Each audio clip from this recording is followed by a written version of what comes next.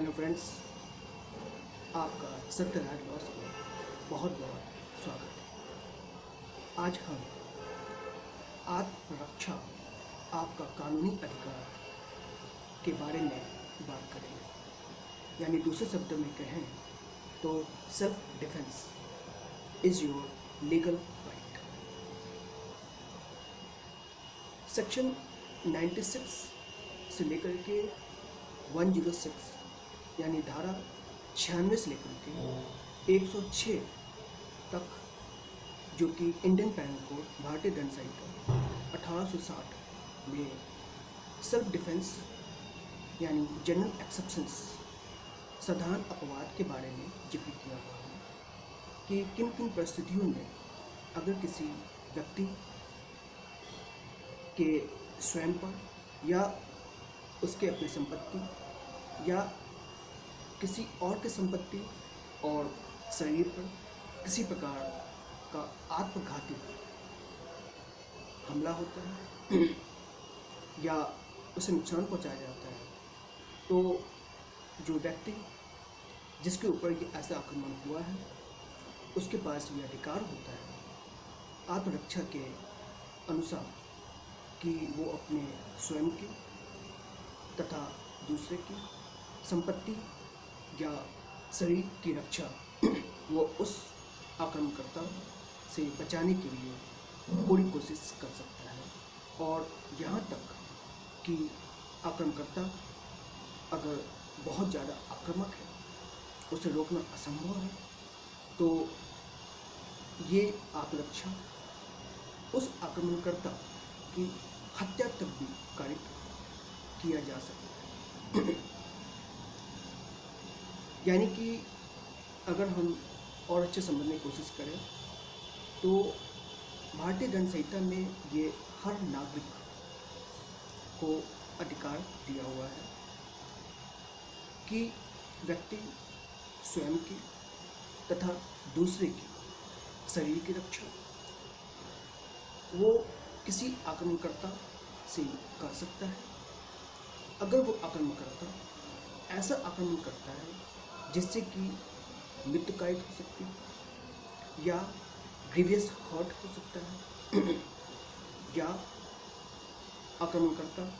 Rape करने की भरसक कोशिश कर रहा है या काम तृष्णा से अभियुक्त या आक्रमणकर्ता ग्रेटिफाइंग अननेचुरल लस्ट से मनसा रखते हुए आक्रमण करता है या किडनैपिंग या अबडक्शंस अपहरण करने की कोशिश करता है, सदोष परिरोध यानी रॉन्गफुल कन्फाइनमेंट करता है या एसिड अटैक करता है। इन सारे सातों प्रकार के आक्रमण से बचने के लिए जिस व्यक्ति पर यह आक्रमण हो रहा है वो व्यक्ति स्वयं तथा दूसरे के शरीर की रक्षा के लिए वो आक्रमणकर्ता इन 6 परिस्थितियों में अपने बचाने के लिए, स्वयं के लिए और दूसरे के बचाने के लिए वो आक्रमणकर्ता की हत्या भी कर सकता है। साथ ही साथ भारतीय दंड संहिता एक अधिकार संपत्ति बचाने के पक्ष में भी देता है कि अगर कोई व्यक्ति स्वयं की संपत्ति हो चाहे दूसरे की संपत्ति की रक्षा करने में अगर आक्रमणकर्ता कोई ऐसा आक्रमण कर रहा है जिससे कि रॉबरी यानी लूट या डकैती होती है या उस संपत्ति को प्राप्त करने के लिए आक्रमणकर्ता रात्रि वेतन करता है यानी हाउस ब्रेकिंग बाय नाइट या मिस्चिफ बाय फायर अग्नि द्वारा दृष्टि करने की कोशिश करता है या चोरी दृष्टि गृह भेदन करता है और वो इतना आक्रामक है कि इससे डकैत हो सकती है या ग्रीवियस हर्ट हो सकता है या मिस्चिफ बाय फायर और एनी एक्सप्लोजिव सब्सटेंसेस कोई ज्वलनशील सब्सटेंस का इस्तेमाल करता है या अग्नि दृष्टि की कोशिश करता है और ऐसे माध्यम से आक्रमण करता या तो वो संपत्ति को नुकसान पहुंचाता है जो कि सरकार का है, चाहे राज्य का हो, चाहे केंद्र का हो, चाहे लोकल अथॉरिटी का हो, या रेलवे की संपत्ति हो या किसी ट्रांसपोर्ट व्हीकल का कोई नुकसान पहुंचाता है। तो जिस व्यक्ति की देखरेख में, या जिस व्यक्ति को यह लगता है कि ये संपत्ति को बचाने का और कोई साधन नहीं है और उसने पूरी कोशिश की उस आक्रमणकर्ता से बचाने के लिए, लेकिन जब उसके पास कोई चारा नहीं बचता है तो अंततः उसके पास ये अधिकार होता है कि वो आक्रमणकर्ता की हत्या भी कर सकता है।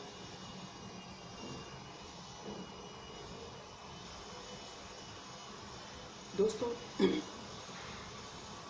भले ही भारतीय दंड संहिता 1860 हर व्यक्ति को एक आत्मरक्षा का अधिकार देता है, जिसके अंतर्गत वो अपनी स्वयं की, शरीर की और दूसरे की तथा संपत्ति की, स्वयं की और दूसरे की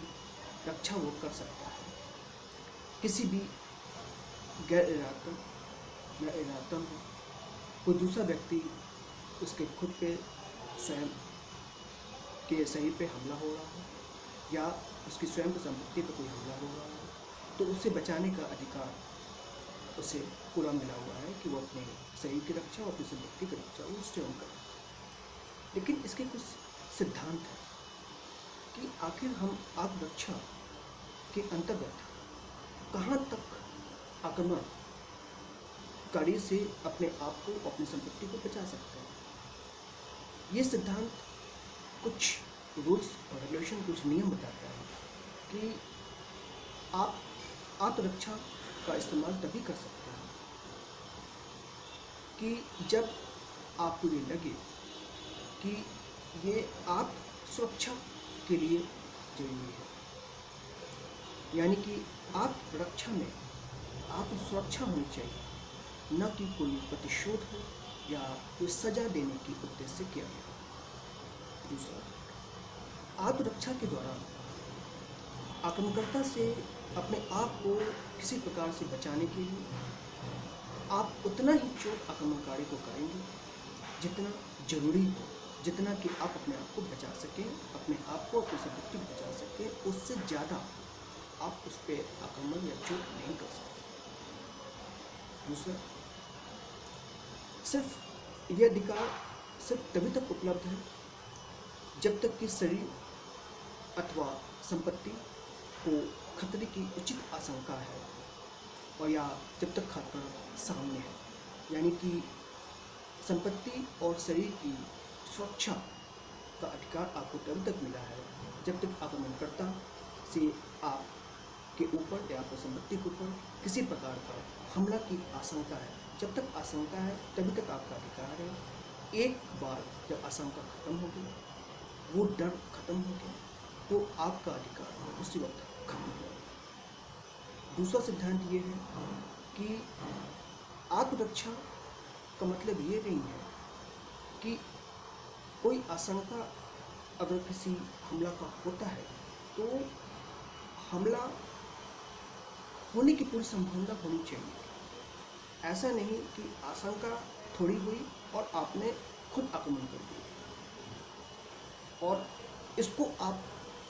प्रूफ करने की कोशिश कर रहे हैं कि ये मेरी आत्मरक्षा। ये आत्मरक्षा नहीं है। यानी कि आत्मरक्षा मतलब ये है कि जब आपको कोई आक्रमण, कोई हमला हो, तभी आप उसका इस्तेमाल करेंगे। यानी कि self defence is used as a sword, as a shield, not as a sword. यानी कि आप आत्मरक्षा को तलवार की तरह नहीं, ढाल की तरह इस्तेमाल करेंगे। आगे बताते चले दोस्तों कि ये साबित करने का दायित्व, यानी बर्डन ऑफ प्रूफ, कि अगर आत्मरक्षा में आपने किसी आक्रमणकारी को नुकसान पहुंचाया है तो आप आरोपित व्यक्ति हो जाएंगे, क्योंकि जिसको चोट पहुंचा है वो विक्टिम हो जाएगा, ग्रसित व्यक्ति हो जाएगा और उसको ये साबित करने की जरूरत नहीं पड़ेगी कि हमें चोट कैसे मिली, बल्कि आपको साबित करना पड़ेगा क्योंकि आत्मरक्षा के अनुसरण में आपने कोई आक्रमण किया या आक्रमण को बचाया और उस पर आपने आक्रमणकर्ता को चोट पहुंचाई। तो साबित आपको करना पड़ेगा कि ये फला फला परिस्थिति थी,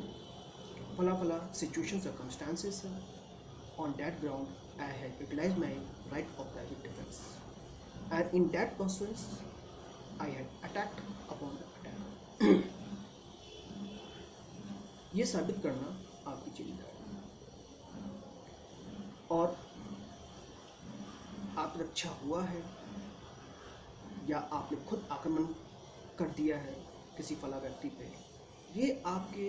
शरीर के ऊपर जो चोट है उससे साबित करेगा। और साथ ही साथ आपको खुद बताना पड़ेगा कि परिस्थिति थी कि मुझे अपने आप को बचाने के लिए, अपनी संपत्ति को बचाने के लिए मेरे पास कोई और चारा नहीं था, अन्यथा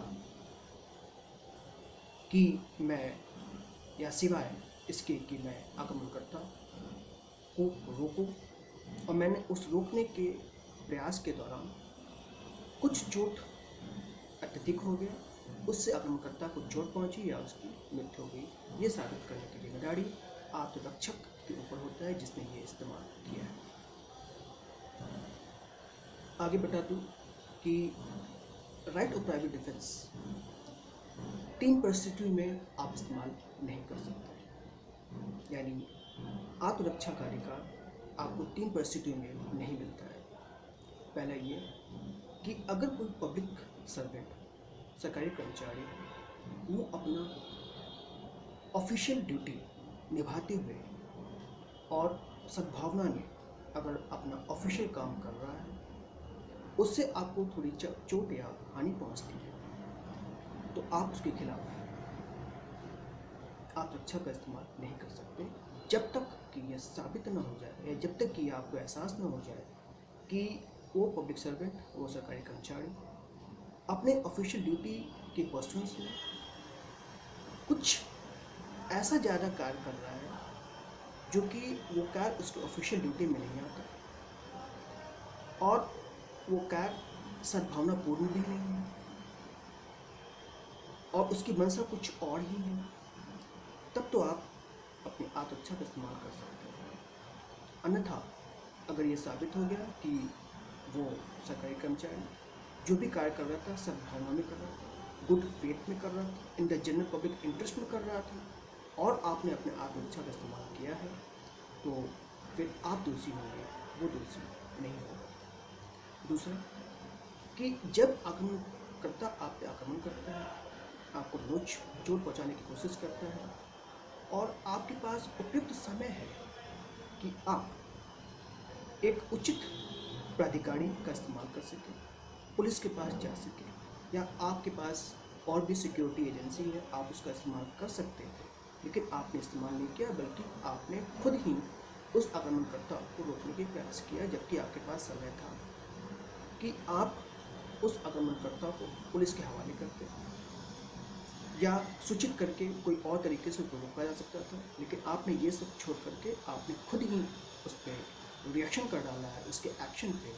तो यहाँ भी आपको आत्मरक्षा का अधिकार नहीं माना जाएगा, बल्कि ये कहा जाएगा कि क्यों ना आपके खिलाफ ये माना जाए कि आपने ही शुरुआत की। तो आत्मरक्षा कभी शुरुआत नहीं होती है किसी भी सिचुएशन का, ये एक सेकेंडरी स्टेप है। प्राइमरी स्टेप में आत्मरक्षा आप इस्तेमाल नहीं कर सकते। तीसरी बात यह है कि आप स्वयं के शरीर को या संपत्ति की रक्षा के लिए बल या रिएक्शन आप उतना ही कर सकते हैं जितना कि उस एक्शन को रोका जा सके, उस अटैक को रोका जा सके जो कि आक्रमणकर्ता आप पे कर रहा है, उससे अधिक की कोशिश आप ना करें। हाँ, ये बात अलग है कि हालांकि यहाँ कोई गोल्डन बीम नहीं है, कोई सोने के तराजू नहीं है कि तौला जाए कि आक्रमणकर्ता ने कितना आक्रमण किया और उसके बदले हम कितना उसका विरोध करते हुए उस पर हम उसकी रिएक्शंस कर सकें। यानी कि हर एक्शन का रिएक्शन इक्विवेलेंट हो ऐसा कोई जरूरी नहीं है, लेकिन ये कानून ये कहता है कि आप सिर्फ उतना ही चोट पहुंचाएंगे आक्रमणकर्ता को जितना कि आवश्यक है उस आक्रमण के प्रहार को रोकने के लिए, जिससे कि आपका शरीर की या संपत्ति की या दूसरे की आप रक्षा कर सकें। और बता दूं आखिरी में कि ये आत्मरक्षा का अधिकार उन बच्चों के खिलाफ, कोई वित्तचित व्यक्ति हो, इंसान हो, अनसान पर्सन हो, कोई ड्रंकन पर्सन हो, और उसने कोई ऐसा हमला किया आपके ऊपर जिससे आपकी जान को खतरा, आपके माल को खतरा अगर होता है, तो आप इसके खिलाफ भी आत्मरक्षा का अधिकार के तहत आप इस्तेमाल कर सकते हैं। क्योंकि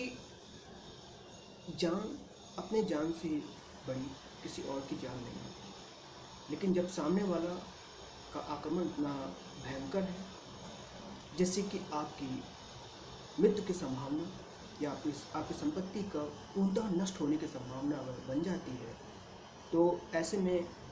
कानून आपकी पूरी मदद करता है, जो कि मैंने आपको बताया धारा 96 से लेकर 106 तक की धारा भारतीय दंड संहिता 1860 में आपकी पूरी मदद के लिए है। आप अपने स्वयं के लिए और अपनी संपत्ति के लिए खुद उसके मालिक हैं, उसकी रक्षा करने के लिए आप स्वतंत्र हैं। लेकिन एक बात याद रखिएगा, आत्मरक्षा सिर्फ आत्मसुरक्षा के लिए होना चाहिए, न कि आक्रमण करने के लिए या प्रतिशोध लेने के लिए या सजा देने के लिए होना चाहिए। क्योंकि अगर ये साबित हो गया कि आपने बदले की भावना से आत्मरक्षा का इस्तेमाल किया और आक्रमणकर्ता की मृत्यु का कर दी, तो दोस्तों फिर कानून भी आपकी मदद नहीं करता है, और उस केस में आप मानव वध के लिए दोषी होंगे, जो कि 10 साल तक की सज़ा, और अगर और ग्रीवियस इंटेंशन पूरा हो जाता है कि आपने पूरे मनोयोग से, पूरे सोच विचार करके आप रक्षा का इस्तेमाल करते हुए आक्रमणकर्ता की आपने हत्या कर दी है, ये मानववध आपको आजीवन कारावास से दंडित कर सकता है। इसलिए आत्मरक्षा को सिर्फ और सिर्फ आत्मसुरक्षा के दृष्टि से ही उसे देखें और इस्तेमाल करें। That's all, friends. Take care of yourself. Thank you for watching this video. Thank you. Jai Hind, Jai Bharat.